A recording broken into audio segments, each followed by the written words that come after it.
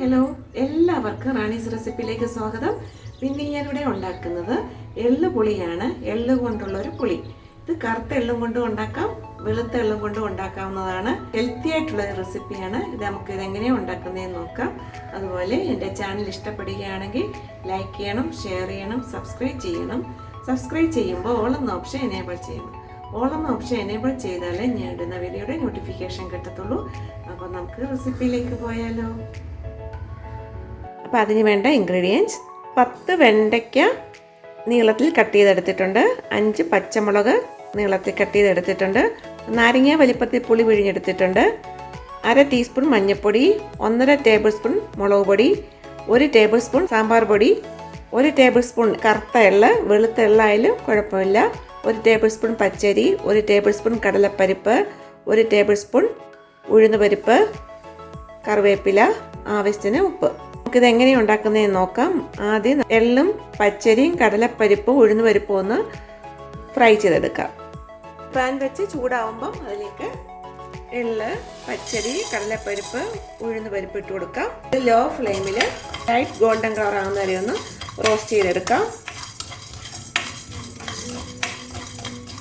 ഇത് കൈ ഇളക്കാതെ ഇളക്കിക്കൊണ്ടിരിക്കണം.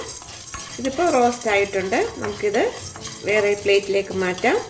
ഇത് തണുക്കുമ്പോൾ മിക്സിയിലിട്ട് നല്ല ഫൈൻ പൗഡറായിട്ട് പൊടിച്ചെടുത്ത് കൊണ്ടുവരാം. ഇതിപ്പോൾ പൊടിച്ചെടുത്ത് കൊണ്ടുവന്നിട്ടുണ്ട്. നമുക്കിനി ഒരു പാൻ വെച്ച് ചൂടാകുമ്പോൾ അതിലേക്ക് 1 ടേബിൾ സ്പൂൺ ഓയിൽ ഒഴിച്ച് കൊടുക്കാം. ഓയിൽ ചൂടായിട്ടുണ്ട്. അതിലേക്ക് 1/4 ടീസ്പൂൺ കടുക് ഇട്ട് കൊടുക്കാം. കടുകൊക്കെ പൊട്ടിയിട്ടുണ്ട്. അതിലേക്ക് 1/4 ടീസ്പൂൺ ഉലുവ ഇട്ട് ചേർത്ത് കൊടുക്കാം. നമുക്കിനി ഇതിലേക്ക് കട്ട് ചെയ്ത് വെച്ചിരിക്കുന്ന വെണ്ടയ്ക്ക ചേർത്ത് കൊടുക്കാം.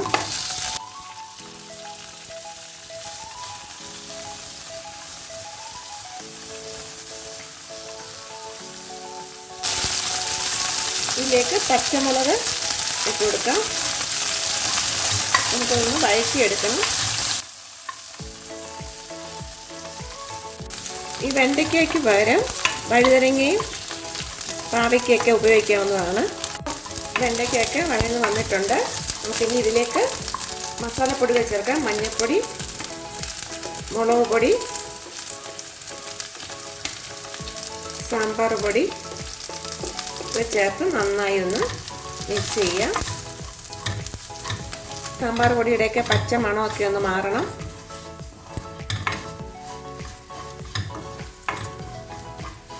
നമുക്കിനി ഇതിലേക്ക് പിഴിഞ്ഞ് വെച്ചേക്കുന്ന പുളിവെള്ളം ഒഴിച്ചു കൊടുക്കാം.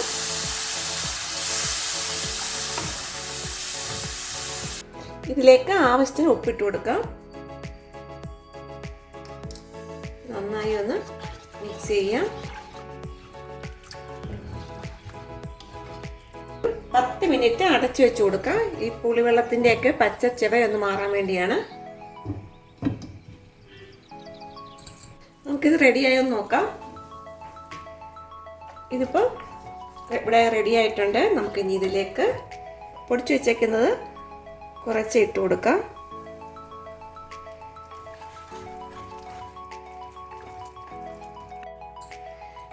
ഈ പൊടി ഇട്ട് കൊടുക്കുമ്പോൾ ഇതൊന്നുകൂടെ കുറുകും. 2 മിനിറ്റ് കൂടി ഒന്ന് അടച്ചു വെച്ച് കൊടുക്കാം. നമുക്കിത് റെഡിയായി നോക്കാം. ഇതിപ്പോൾ നല്ല കുറുകി വന്നിട്ടുണ്ട്. കുറച്ച് നീട്ടി വേണമെങ്കിൽ കുറച്ച് വെള്ളം കൂടി ഒഴിച്ച് കൊടുത്താൽ മതി. ഇതിലേക്ക് കുറച്ച് കറിവേപ്പില ഇട്ട് കൊടുക്കാം. ഉപ്പൊക്കെ ഉണ്ടോ എന്ന് നോക്കണം. ഇതിലേക്ക് 1/4 ടീസ്പൂൺ ശർക്കര പൊടിച്ചത് ഇട്ട് കൊടുക്കാം. മധുരം വേണ്ടാത്തവർക്ക് ഇട്ട് കൊടുക്കേണ്ട ആവശ്യമില്ല. നന്നായി ഒന്ന് മിക്സ് ചെയ്യാം. എള്ളു പുളി ഇവിടെ റെഡി ആയിട്ടുണ്ട്. ഞാൻ ഒരു സെർവിങ് ബൗളിലേക്ക് എടുക്കട്ടെ. നമ്മുടെ ടേസ്റ്റി ആയിട്ടുള്ള ഹെൽത്തി ആയിട്ടുള്ള എള്ളു പുളി ഇവിടെ റെഡി ആയിട്ടുണ്ട്.